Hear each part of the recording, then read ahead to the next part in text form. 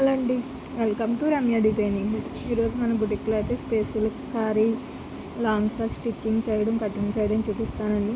Space silk sorry అయితే చూసారు కదా, మనకు అసలు పట్టుకుంటేనే జారిపోతుంది. దీన్ని ఎలా స్టిచ్చింగ్ చేయాలో చూపిస్తాను. ఇప్పుడైతే లైనింగ్ కట్ చేసి చూపిస్తాను. ముందుగా అయితే మనకి ఫ్రాక్ కావాల్సిన పైది కటింగ్ అయితే చేస్తున్నాను. అదే కటింగ్ చేసుకొని నేను బోట్ నెక్లో కటింగ్ చేస్తున్నాను.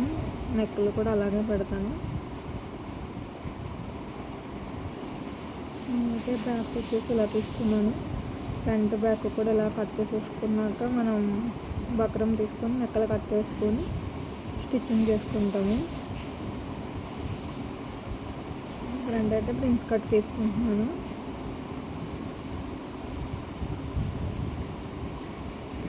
ఛానల్లో అయితే చాలా లాంగ్ ఫ్రాక్స్, బ్లౌజెస్ అన్నీ కూడా చాలా మోడల్ అన్నీ ఉంటాయండి. మన ఛానల్ని మనం సబ్స్క్రైబ్ చేసుకోండి, ఫాలో చేయండి. మీకు రోజు నేను వీడియో అప్లోడ్ చేస్తూ ఉంటాను.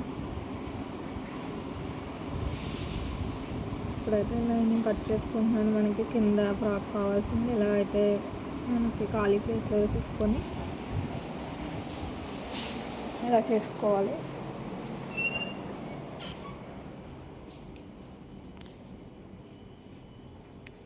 మనకి ఎంత పొడవు అవుతుందో చూసుకొని అంతా కూడా ఇలా చేసుకొని ఇదిగోండి. మనకి ఏదైనా అంబ్రెల్లా ఫ్రాక్ అయినా ఏదైనా కూడా మనకి ఇలా జాయింట్ వస్తుంది. లాంగ్ ఫ్రాక్ అయితే మొత్తం కూడా ఇలా తీసుకోవాలి. ఆ మిగిలిన ముక్కని మళ్ళీ ఇలా మనం జాయింట్ చేసుకుంటాం. మీకు చూపిస్తున్నాను కదా, సేమ్ అలాగే.